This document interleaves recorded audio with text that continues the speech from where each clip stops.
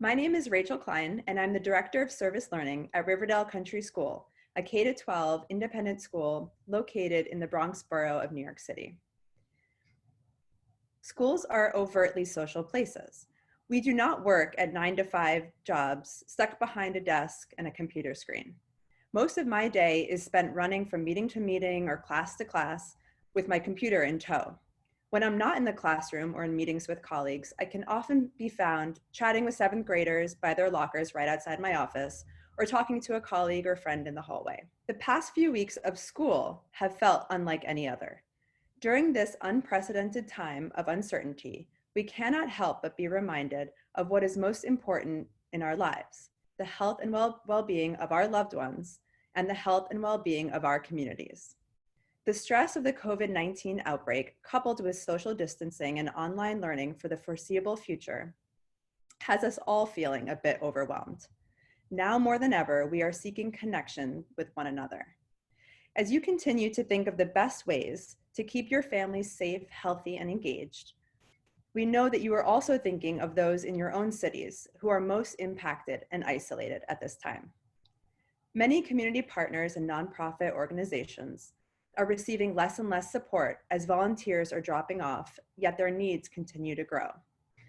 Inspired by Riverdale's mission of changing the world for the good, our service learning team has offered Riverdale families and employees a few ways that they can stay connected with some of our longstanding community partners over the coming weeks and months. The following are just some ideas of how you and your schools can maintain connections with your local communities from afar. Offer to do errands such as grocery or pharmacy runs for older or homebound neighbors. We have a neighbor down the hall from us, Linda, who we often run into in the elevator or in the mailroom.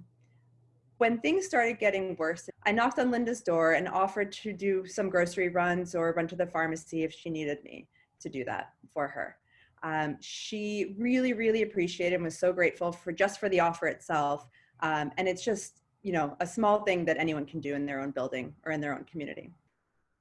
Write cards or record video recordings to send to local nursing homes, assisted living facilities, or even hospitals.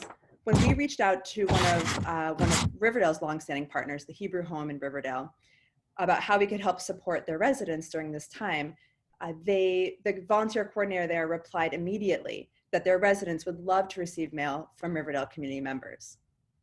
So we shared their mailing address with all families and employees and encouraged some old-fashioned snail mail.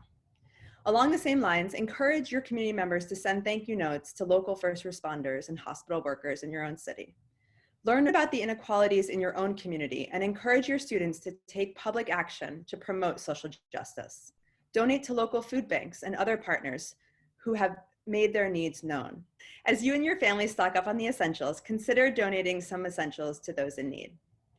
We've been in touch with a few of our Riverdale partners, part of the solution and the Bowery mission, who are accepting specific food donations at this time. I encourage you to reach out to a few of your partners to find out what their needs are and communicate those with your school community.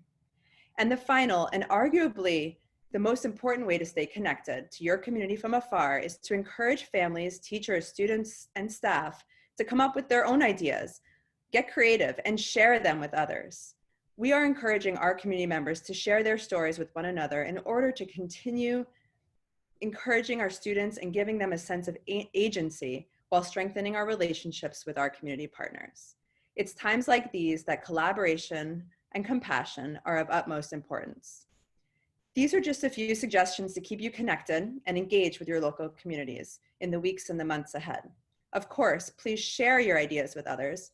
And as the Parks Department so aptly noted in their Twitter account this morning, while you practice social distancing, you can still work towards social justice. Best of luck to you and your communities. Please be well, and let's look out for one another. Thank you.